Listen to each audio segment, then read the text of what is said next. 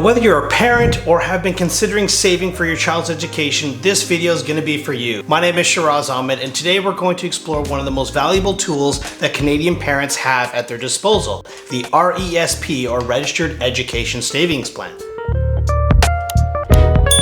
All right, well, first things first. Now, what exactly is an RESP? Now, an RESP, or Registered Education Savings Plan, is a special savings account or investment account that helps you save for your child's post-secondary education. But what sets this one apart and makes it such a fantastic tool, you might ask? The answer is the tax benefits. So while the money you contribute to the RESP isn't tax deductible, the growth inside of the account is tax deferred. Now, what does that mean for you? It means that your investments can grow faster because you're not paying taxes on your gains every single year. All right, now imagine you start your RESP when your child was born and contribute to it regularly. Now, over the years, your contributions and investments have grown. If these gains were taxed annually, your overall savings would be significantly lower. Now, with an RESP, you keep more money working for your child's future. All right, now here's where things get even better. The government of Canada wants to help you save for your child's education, and that's why they offer grants such as the Canada Education Savings Grant, or CESG. The CESG matches a portion of your contributions, providing up to $500 annually. But there's more. Lower income families may qualify for the Canada Learning Bond, or CLB, which offers up to $2,000 without any contributions from your side. So let's say that you contribute $2,500 to your child's RESP in a year. With the CESG, you'll receive an additional $500 from the government. That's an instant 20% return, helping you reach your savings goals faster. Now, how can you make the most of your RESP saving? Well, you have a variety of investment options at your fingertips. You can choose from stocks, bonds, mutual funds, exchange-traded funds, and many, many more options. The right investment strategy ultimately depends on your individual risk tolerance, investment goals, and of course, the time horizon until your child starts post-secondary education. Diversifying your investments can help with managing risk